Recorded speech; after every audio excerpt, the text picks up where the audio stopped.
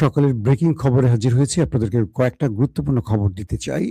খবরটি যদিও রাতের, গভীর রাতের, কিন্তু সকালবেলা আপনারা যারা ঘুম ভেঙেছে তারা হয়তো খবরটি পাচ্ছেন বা অনেকে জেনে গেছেন ইতিমধ্যে। ইসরায়েলের ভেতরে ইরান ভয়াবহ হামলা চালিয়েছে। লেবাননে ইসরায়েলের হামলার প্রতিশোধ হিসেবে ইরান নর্দার্ন ইসরায়েলে ব্যাপক মিসাইল এবং ড্রোন দিয়ে হামলা চালিয়েছে। দ্বিতীয় গুরুত্বপূর্ণ খবর, গিলগিট বালুচিস্তানে পিটিএর বিজয় ছিনিয়ে নেওয়া হচ্ছে। আর ৩ নম্বর গুরুত্বপূর্ণ খবর, আজাদ কাশ্মীরে অর্থাৎ পাকিস্তান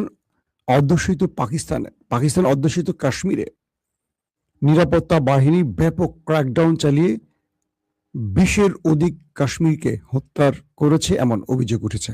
দর্শক, এই গুরুত্বপূর্ণ খবরগুলো আপনাদেরকে দেওয়ার চেষ্টা করছি। প্রথম যে খবরটি দিয়ে আমি শুরু করতে চাই সেটি হলো গিলগিট বালুচিস্তান। গিলগিট বালুচিস্তান পাকিস্তানের একটি প্রদেশ, খুব রিমোট এরিয়া, দুর্গম এরিয়া। তো সেখানে কালকে নির্বাচন হচ্ছিল, প্রাদেশিক নির্বাচন। পিটিএর প্রার্থী ছিলেন পূর্বে খালিদ খুরশেদ। তার মা সেই আসনে দাঁড়িয়েছে, কারণ খালিদ খুরশেদের উপর সেনাবাহিনী বা মিলিটারি এস্টাবলিশমেন্ট নানান রকম বিধিনিষেধ জারি করে রেখেছে। নির্বাচন নিয়ে সব রকম কারচুপি করা হয়েছে, সব রকম কারচুপি, মানে সেনাবাহিনী, পুলিশ বা সরকার তার পক্ষ থেকে প্রকাশ্যে অপ্রকাশ্যে যত রকম কারচুপি আছে সব করেছে। তারপরও পিটিএর প্রার্থীরা একটা বিপ্লব ঘটিয়ে দিয়েছে। পিটিএর নারী ভোটাররা, পুরুষরা সকল বাধা বিপত্তি পেরিয়ে দলে দলে ভোট দিতে এসছে এবং ভোট দেওয়ার ফলে পিটিআই এই আসনে বিজয়ের পথে যাত্রা শুরু করে। আমি রাত পর্যন্ত যখন ফল গণনার বিভিন্ন রিপোর্ট সংগ্রহ করছিলাম তখন দেখেছিলাম যে পিটিআই বহু ব্যবধানে এগিয়ে রয়েছে। কিন্তু ইন্টারেস্টিং ব্যাপার, বাংলাদেশের নির্বাচনের মতো হঠাৎ করে নির্বাচনের রেজাল্ট স্লো হয়ে যায়। আমরা সাম্প্রতিক সময় বাংলাদেশে দেখেছিলাম হঠাৎ করে একটি দল এগিয়ে আছে, হঠাৎ রিপোর্ট দেখি স্লো হয়ে গেছে, তারপর দেখি ধুমধুম করে অন্য দলের বিজয় ঘোষণা করা হয়েছে। এটা নিয়ে নানান রকম মতবিরোধ বা এটা নিয়ে অনেক রকম প্রশ্ন উঠেছে নির্বাচন কমিশনের ভোট গণনা বা সবকিছু মিলে। আর হাসিনার কথা তো বলার কোনো প্রশ্নই আসে না। হাসিনা তো নির্বাচনে দিতেন না, একা দাঁড়াতেন, একা জিততেন।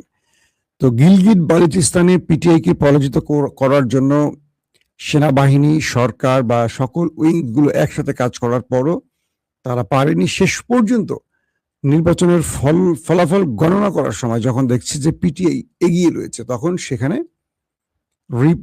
রেজাল্ট প্রায় বন্ধ করে দেয় এবং বহু রকম বাধা বিপত্তির পর সেই জায়গাটি এখনো চলমান রয়েছে। তবে কয়েকটি সূত্র পাকিস্তানের দাবি করছে তারা পিটিআইকে বিজয় লাভ করতে দেবে না, প্রয়োজনে ফর্ম 47 অনুযায়ী হলেও পিটিআইকে পরাজিত ঘোষণা করবে। দর্শক, এই ছিল গিলগিটের অবস্থা। আর আজাদ কাশ্মীর পাকিস্তানের অন্যতম একটি গুরুত্বপূর্ণ প্রদেশ, যেমন ভারতের অংশ কাশ্মীর আর পাকিস্তানের অংশ কাশ্মীর, জম্মু কাশ্মীর এবং আমরা জানি আজাদ কাশ্মীর। আজাদ কাশ্মীরের জনগণের উপর দেশটির পাকিস্তানের নিরাপত্তা বাহিনী ব্যাপক অ্যাটাক করেছে।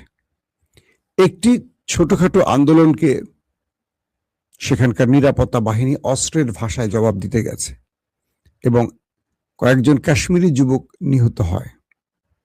সেই যুবকদের নিহতের প্রতিবাদে যখন মানুষ রাস্তায় নামে, তখন পাকিস্তানের নিরাপত্তা বাহিনী কাশ্মীরিদের উপর ব্যাপক অ্যাটাক চালায়, চারদিক থেকে লাইট বন্ধ করে তাদের উপর অ্যাটাক চালায় এবং দুপক্ষের মধ্যে লম্বা সময় হামলা পাল্টা হামলার ঘটনা ঘটে।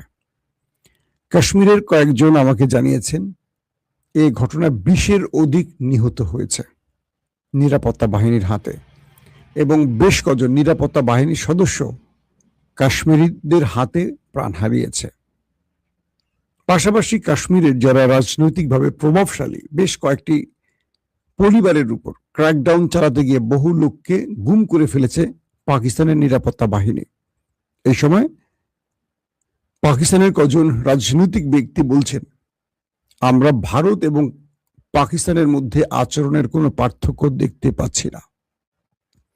যে পাকিস্তান এতদিন বলতো কাশ্মীর কাশ্মীরিদের হাতে থাকবে, সেই পাকিস্তান ভারতের মতো কাশ্মীর দখলদারিত্বে কাশ্মীরকে দখলের যে নেশায় নেমেছে, এটার তীব্র সমালোচনা করে বলছেন কাশ্মীরি জাতি কখনো পরাজিত হয়নি। ভারত 10 লক্ষ সেনা পাঠিয়েও আজ পর্যন্ত কাশ্মীরকে পুরো দখল নিতে পারেনি, পাকিস্তানও পারবে না। কারণ পাকিস্তানের সেনা সরকার, আসিফ মনির সরকার যেই স্বপ্নে নেমেছেন, এটা দিবা স্বপ্ন হবে। কাশ্মীরিরা বলছে আমরা কাশ্মীরিরা পাকিস্তানিকে ভালোবাসি, তার অর্থ এই নয় যে আমাদের উপর জবরদখল করে তারা কিছু চাপিয়ে দিবে, তারা রাজনৈতিক কারণে আমাদের উপর খড়গ হস্ত চালাবে, এটা আমরা কখনো মেনে নেব না। এখন আজাদ কাশ্মীরের দৃশ্য এতটা ভয়ঙ্কর যে সেখানে এখন দুপক্ষের মধ্যে নিরাপত্তা বাহিনী এবং কাশ্মীরিদের মধ্যে মুখোমুখি অবস্থানে রয়েছে। আল্লাহ ভালো জানে সেখানে কি ঘটতে যাচ্ছে। পাকিস্তান সেনাবাহিনী তার রাজনৈতিক ভুলের কারণে 71-এ বিভাজিত হয়েছিল, আমরা পেয়েছিলাম স্বাধীন বাংলাদেশ। এই একই ভুল পাকিস্তানের সেনাবাহিনী বারবার করে। এরপর আমরা দেখেছি যে বালুচিস্তান, খাইবার পাখতুনখোয়া, কাশ্মীর, এখানেও ব্যাপক অসন্তোষ আছে। ইমরানকে ক্ষমতাচ্যুত করে তাকে রাজনীতি থেকে দূরে সরিয়ে সেনা এস্টাবলিশমেন্ট তাদের মদত বাস্তবায়নে, তাদের স্বপ্ন বাস্তবায়নে খাইবার পাখতুনখোয়াকেও সেই দিকে নিয়ে যাচ্ছে। বালুচিস্তানে তো আছেই সংঘর্ষ, স্বাধীনতা লাভের জন্য প্রতিদিনই কম বেশি সংঘর্ষ হয়। এবার আজাদ কাশ্মীরকে সেই পথে নামালো পাকিস্তান সেনাবাহিনী, এটার মাসুল দিতে হবে তাদেরকে। দর্শক, আসছি গুরুত্বপূর্ণ খবরে। এটা কাশ্মীরের বাবলাকোট অঞ্চলের কথা বলছে। একজন প্রশ্ন করছেন কোথায়? কাশ্মীর, আজাদ কাশ্মীরের বাবলাকোট অঞ্চলে এই ঘটনাটি ঘটে। দর্শক, আসছি এবার আপনাদের জন্য পাকিস্তানের খবরে, কি বলে ইরানের খবরে। ইরান ঘোষণা দিয়েছিল যদি ইসরায়েল লেবাননে হামলা করে তাহলে ইরান জবাব দেবে। 24 ঘন্টার মধ্যে ইরান জবাব দিয়েছে। ইসরায়েল যখনই লেবাননে বড়সড় অ্যাটাক করে, ইরান ঝাঁকে ঝাঁকে প্রায় 6টি ওয়েভে ঝাঁকে ঝাঁকে মিসাইল ইসরায়েলের নর্দার্ন সাইডে হিট করে। ইসরায়েল এবং হাইফাতে ম্যাসিভ আকারে ইরানের মিসাইলগুলো ঝাঁকে ঝাঁকে উড়ে যায়। এই সময় পুরো ইরানিরা রাস্তায় নেমে উল্লাস প্রকাশ করে, নারী, শিশু, বৃদ্ধ সবাই নেমে আসে। ইরানিরা এসে উৎসব পালন করে এই আক্রমণের কারণে। বলা হচ্ছে ইরানের যে মিসাইলগুলো দখলদার দেশটিতে হিট করেছে, কিছু তারা ইন্টারসেপ্ট করতে পেরেছে, কিন্তু বেশ কিছু ভয়ঙ্কর মিসাইল গুরুত্বপূর্ণ জায়গাগুলোতে আক্রমণ করে আগুন ধরিয়ে দিয়েছে। এবং ইরান বলছে যদি দখলদাররা লেবাননে হামলা বন্ধ না করে তাদের আক্রমণ অব্যাহত থাকবে। এবং এই সময়টিতে দেখা গেছে লেবাননে, ফিলিস্তিনে, বিভিন্ন জায়গায় মানুষের মধ্যে উৎসব সৃষ্টি হয়েছে ইরানের এই হামলায়। এই প্রথম দেখা গেল, এর আগে 2টো হামলায় ইসরায়েল নিজে আগে হামলা করেছে, কিন্তু এবার প্রথম ইরান নিজেই দখলদার দেশটিতে আক্রমণ করলো। এবং গভীর রাতের দিকে, মানে প্রায় ভোরের আগ দিয়ে যে খবরটি পেলাম, ইসরায়েল ইরানের পশ্চিম এবং মধ্য অঞ্চলে সামরিক স্থাপনাকে টার্গেট করে ইসরায়েল আক্রমণ করেছে ইরানের ভেতরে। আমরা সেখানকার সর্বশেষ আপডেট এখনো পাইনি, কি পরিমাণ ক্ষয়ক্ষতি সেই খবরটি পাওয়া যায়নি।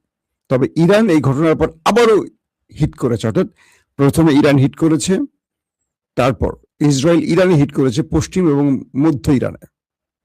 এর পরপরই ইরান আবারও ম্যাসিভ আকারে ইসরায়েলের ভেতরে আক্রমণ চালিয়েছে মিসাইল এবং ড্রোন দিয়ে। এক বাক্যে বলতে পারি, 2 দেশের মধ্যে আবারও যুদ্ধ শুরু হয়ে গেছে। এবং মিস্টার ট্রাম্প নেতানিয়াহুকে শান্ত থাকতে বলছেন, কিন্তু নেতানিয়াহু শান্ত না থেকে অশান্ত হয়ে তিনি আগুন জ্বালিয়ে দিচ্ছেন। ট্রাম্প যখন চেষ্টা করছেন একটা শান্তি প্রতিষ্ঠা করে কোন রকম ফেস সেভিং করে মধ্যবর্তী নির্বাচনে তিনি একটা বিজয় আনবেন, তার বিজয় মুখটা দেখিয়ে, সেক্ষেত্রে তাকে পরাজিত করাচ্ছে তার বন্ধু বিবি নেতানিয়াহু। ইরান ইসরায়েলের এই শক্ত জবাবের কারণে সামরিক বিশ্লেষক, পলিটিক্যাল যারা রাজনৈতিক বিশ্লেষক, তারা বলছেন ইরানের কাছে কিছু এসে গেছে। ইরান স্বেচ্ছায় কখনো কোনো দেশে আক্রমণ করেনি, কিন্তু লেবাননে হামলার জন্য ইরান ইসরায়েলে আক্রমণ করে আবার নতুন করে যুদ্ধ ছড়িয়ে দেওয়ার কারণে যেটি মনে হচ্ছে এই যুদ্ধে আসলে ইরান বিজয়ী মুডে আছে। ইসরায়েল আমেরিকা পরাজিত মোডে আছে বলে ইরান তারা তাদের প্রতিশ্রুতি রক্ষায় বা লেবানিজ ভাইদের রক্ষায় এই আক্রমণটি করে প্রমাণ করলো তারা ওই দেশটিকে আর তোয়াক্কা করে না। নতুবা ইরান এখানে কৌশলী অবস্থান নিত, কিন্তু ইরান নিজে আক্রমণ করায় বিশ্ব অবাক যে ইরান আসলে গেম চেঞ্জিং কিছু করতে যাচ্ছে। দর্শক, যখন ইসরায়েলের ভেতরে অ্যাটাকগুলো হয়, তারা কিছু ইন্টারসেপ্ট করে, তারা দাবি করে আমরা সবগুলো ইন্টারসেপ্ট করছি, কিন্তু না, সেখানকার কিছু ফুটেজ আসে বেশ কিছু গুরুত্বপূর্ণ স্থানে মিসাইলগুলো হিট করলে আগুন ধরে যায়। হাইফার ভেতরেও কয়েক ধাপে হিট করেছে, তারপরে মধ্য ইসরায়েলও কয়েক ধাপে হিট করেছে। সাউদানের কথা বলছি এই কারণে, যে অঞ্চল থেকে ইসরায়েল লেবাননে আক্রমণ চালাচ্ছে সেই জায়গাগুলোতে ইরান টার্গেট করেছে, যাতে লেবাননে আক্রমণের সক্ষমতা হারায় ইসরায়েল। এখন ইসরায়েল যে ইরানে পাল্টা আক্রমণ করলো, এর ফলে ইরানও পাল্টা আবারও আক্রমণ করলো, এই দুই দেশের মধ্যে যুদ্ধ বিরতি ভেঙে গেছে এক প্রকার বলা যায়। এখন ডোনাল্ড ট্রাম্প শেষ পর্যন্ত কি করবেন? তিনি কিন্তু নেতানিয়াহুকে শান্ত থাকতে বলছেন এবং যুদ্ধে জড়িয়ে যেতে না বলেছেন। যদি এই যুদ্ধে আমেরিকা যুদ্ধে না জড়ায়, ধরে রাখেন কালকে প্রেসিডেন্ট ট্রাম্পের একটি চিঠি পাকিস্তান ইরানকে দিয়েছে, আমি রাতে লাইভে আপনাদের বলেছি। তো কি দাঁড়াচ্ছে তাহলে? সেই চিঠিতে এমন কিছু আছে যেখানে ইরানকে আত্মবিশ্বাসী করেছে, নাম্বার ওয়ান। নাম্বার টু, এই লড়াইতে, ইসরায়েল ইরানের লড়াইতে যদি আমেরিকা না জড়ায়, খেলাটা জমে উঠবে। কারণ আমেরিকা না জড়ালে ইসরায়েলকে টানা টানা করে ফেলবে ইরান, আর যদি আমেরিকা জড়িয়ে যায় সেক্ষেত্রে আবারও বড় ফ্রেমে যুদ্ধ শুরু হবে। আর যদি ট্রাম্প নেতানিয়াহুকে থামিয়ে পাকিস্তানকে দিয়ে আবারও ইরানকে থামিয়ে দেয়, শুধু এই চুক্তির বিনিময়ে যে ইসরায়েল আর লেবাননে হামলা করবে না, তাহলে ইরানের বিজয়। কারণ ইরান এটির জন্য এই আক্রমণটি করেছে।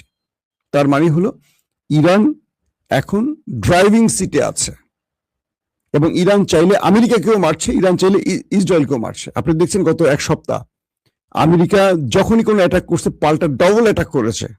বাহরাইনে ৫ম নৌবহর ধ্বংস করেছে প্রায়, কাতারে একাধিক মার্কিন বিমান ঘাঁটি ধ্বংস করেছে। টার্গেটে হিট করেছে ইরান এবং সফলভাবে হিট করেছে, সেটা প্রমাণও দেখেছে তারা। তো এবার তারা ইসরায়েলে আক্রমণ করে এটা প্রমাণ করলো যে ইরান এই দুটো রাষ্ট্রকে তোয়াক্কা করছে না। তাদের সাথে যে কোনো বিষয় ইরান লড়তে চায়, লড়তে পারে, লড়ার সাহস রাখে। এই বিষয়টি ইরানকে অনেক বেশি আত্মবিশ্বাসী করেছে এবং ইরানের জনগণ রাস্তায় নেমে এখন উৎসব করছে, বুঝতে পারছেন? আর একটা যুদ্ধ আসন্ন, কিন্তু ইরানের জনগণ রাস্তায় নেমে রাতভর উল্লাস করেছে। আপনারা টেলিভিশন ফুটেজে দেখে ফেলেছেন ইতিমধ্যে। এটি হলো ইরানি জাতি। প্রত্যেকে ভালো থাকবেন। আল্লাহ হাফেজ।